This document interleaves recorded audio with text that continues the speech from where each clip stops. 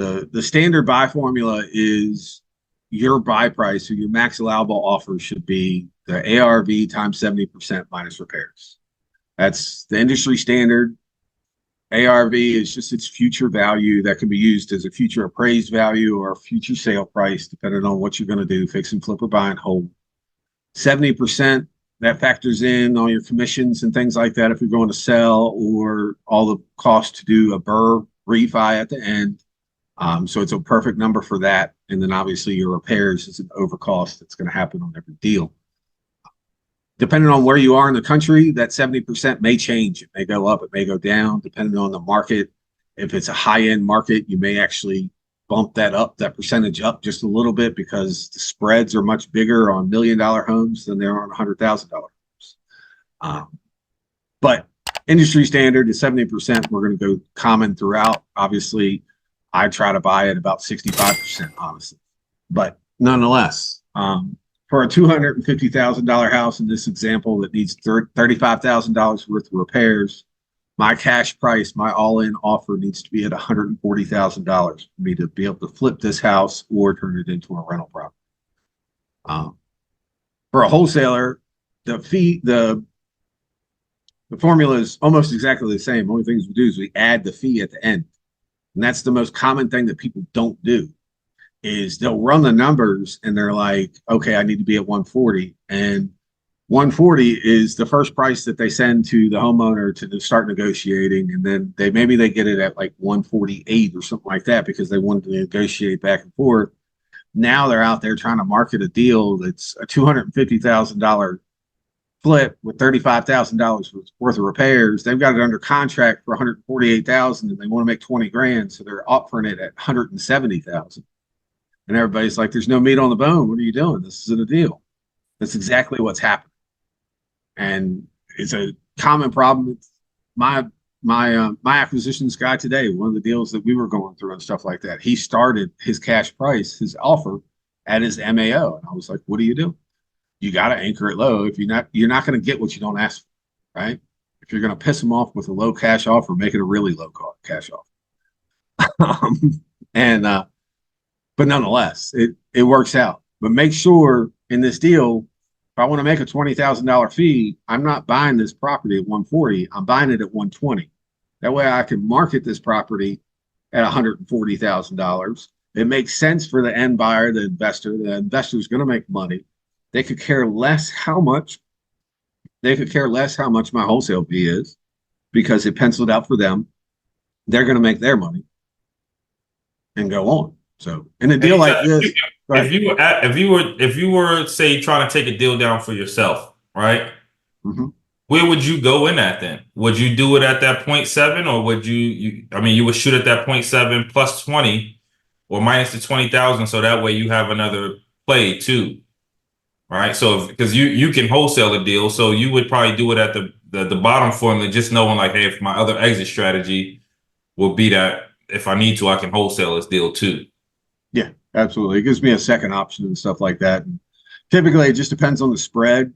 If I can make about on a flip, if we can make 30 to 40% of our projected flip on a wholesale fee, we're just going to go ahead and wholesale.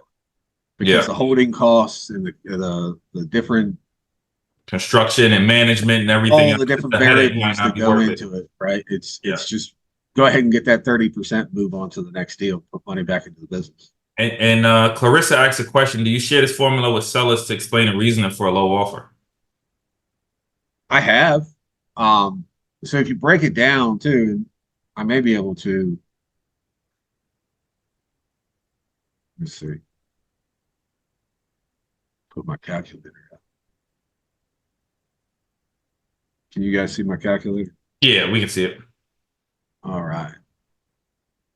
So in this scenario, the ARV is 250, but your Zestimate is probably around anywhere between, hopefully, not always.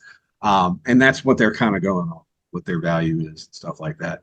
But their Zestimate is probably around anywhere from $210,000 to $240,000. So let's just say it's 230, just as an example, right? I'm going to use a number similar to that, but I'm probably going to use whatever their number is I would say, hey, Ray, if you went in and you repaired the windows in this house and you put all brand new flooring in this house and you replaced all the kitchen cabinets and fully did this house to the point where I work for HGTV and I'm calling you because I want to record an episode at this house when you're done. How much would you sell this house for? And Yeah. get their answer and start with that number. If their number's 400,000, then they're not realistic. And that's another objection that I need to overcome. I wouldn't get into my formula. But if they're being realistic and they're saying, I mean, houses in this area go for like 215, 220,000, whatever. So if I use, let's say 225. All right, Ray. So you think that if we do all these repairs and stuff like that, we'll be able to get $225,000 for property. Okay. If you go ahead and do that, what you're going to do, Ray, is you're going to take 225,000, you're going to list it on the market, and you're going to get multiple offers, hopefully, right? And people are going to negotiate back and forth. An appraisal is going to have to come back. Hopefully, the appraisal comes in at the right number. They're going to have inspections come in and deep dive into your house, go over it with a comb, find anything that's wrong, and probably ask you to do those repairs. What do you think a typical buyer is going to ask you for repairs? Is $3,000 a fair number, or is $8,000 a fair number if you've done all this work? Yeah. They're probably going to say, oh, it wouldn't be anything. Okay, well, let's just use 3,000. All right, minus 3,000. Then you're going to pay your closing costs, and you're going to pay your realtor commissions, and you're going to pay all your fees and all that stuff. That typically works out to be about 9.5 to 10%. So if I take this and times 0.9, that's taking 10% off the top. Now you're at 199, right? What does it cost you to do all that stuff now? To put the windows in? How much time does it take? Yeah. How much is it going to cost you to do all those different things? Mm-hmm. Ray, I completely understand. You could probably go to Lowe's and Home Depot and you could buy those things and you could spend the next 7 or 8 months doing it yourself. Unfortunately, as a business, I can't do that. I can't be the one on the tools. I have to pay contractors to do that. Honestly, that renovation's probably going to run me about $40,000 to $45,000. I'll go on the low end for you though, and I'll take 40,000. Now, after everything is said and done, Ray, I've invested $140,000 in your purchase or in your house, or in this, no, 120. Sorry, I've invested $120,000 in your house. I've invested $40,000 in the renovations and the repairs and stuff like that. That's $160,000 that I've invested. Also, on top of that, I've invested in my hard money lender and in my insurance, this and that, all the other things that are cost me money as I continue to do this process. And I'm going to make $39,000 for probably 6 months worth of work.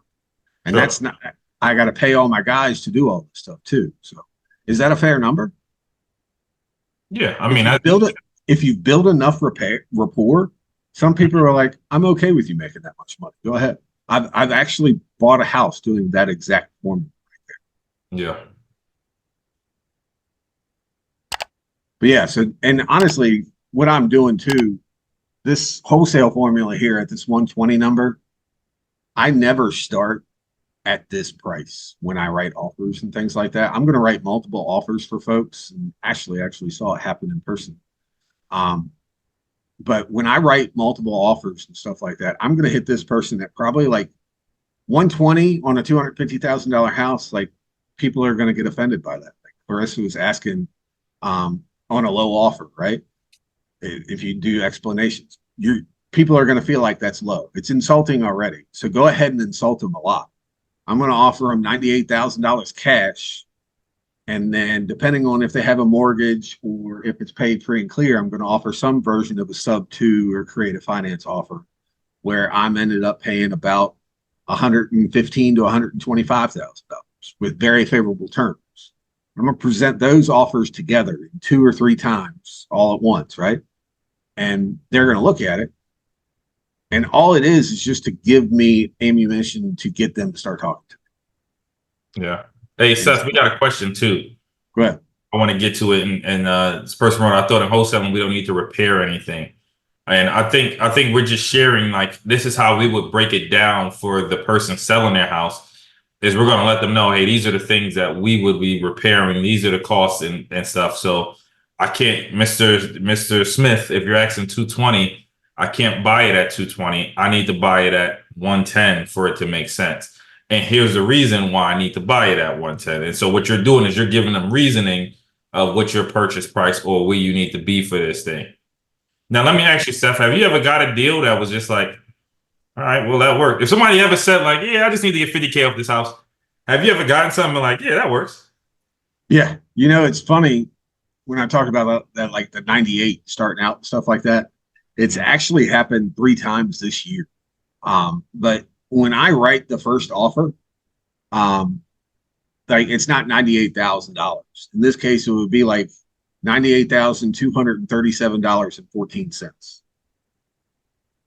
Okay. And all that is Ray, don't get mad at me. This is exactly what the stupid computer calculator spit back at me, but Yeah. it's what my business is run on is on this computer, and this is what it's telling me your house is worth. Mhm. So what I want to do is bring you more value and show you how I can pay you a little bit more, and I can do that creatively doing this. And that's how I present my offers. I've I, I write it with dollars and cents involved so that I know that it's my first offer. And And I've actually put 3 properties under contract with cents involved in the price in the last year. It's because I didn't anchor low enough. Honestly, I didn't think I could. wow. And so you've done that where it was like, okay, 50,000, the property's worth 250,000, but they're like, yeah, I'll just need 50,000, get out of here, man. And it's just like, all right, yeah, we'll make it done. We'll get it done. Um, so that's crazy, guys. Harley said this is what Chris Voss teaches too. Yeah, and the guys, the biggest thing about this, like again, this is a technique that you should have in your repertoire. But the other big thing about this is you have to know how to analyze a deal, right? None of this works if you can't analyze a deal.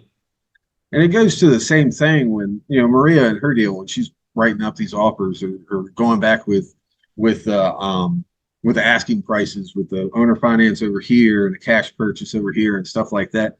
Like the development of these offers and presenting multiple offers and anchoring low and justifying by this level of repairs needed and stuff like that. That's important, even if you're the one that ends up buying the house. Like I said, I wholesale a lot. I wholesale probably 80 to 90% of the deals that I do in a year between me and my partners. And it's not because of any other reason than it just makes more financial sense for us to wholesale or not. But ultimately, we are looking to acquire properties to hold long term and to do fix and flips to keep our guys busy. But honestly, it makes more financial sense for us to wholesale. But we are going at it as an actual buyer that wholesales. You can be directly from there, from just 100% as a wholesaler as well.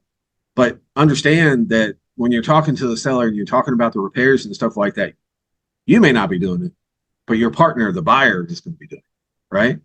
Somebody's going to have to come in here. You can use that instead of you having to go in there and replace the window. Somebody's going to have to go in here and do the windows and do the floors and do the appliances and do the kitchen and do the bathrooms and the roof, the siding and everything else in order to get the value of this house to go up.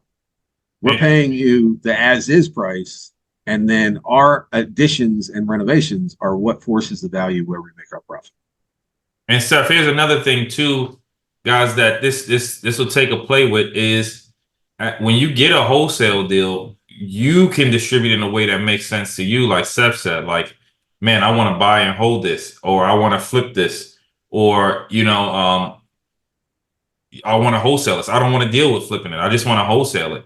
Um, and you can kind of control your own journey, even on a real estate, because I know brokers that have they will wholesale, but then they'll also list it. So if somebody's not interested in wholesaling or selling their property outright, they'll list it on the market. If they don't want to deal, they'll say, okay, well, look, I'll just list it. How about I'll list this thing for you, right? And so they'll take a play at and a stab at all these techniques to get in the game. Jody said, Jody. Yeah, Jody asked, when we say, are you going to give you X amount of cash, do you mean literal cash or hard money?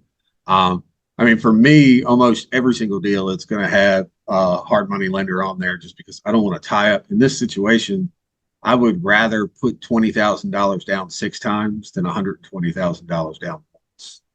So I'm always going to use hard money. That's a part of my business strategy. But that doesn't mean that it's always the case. That they are the same to the seller. Yeah. Because there aren't appraisals and things like that that are involved with hard money and heavy duty inspections, things like that, typically.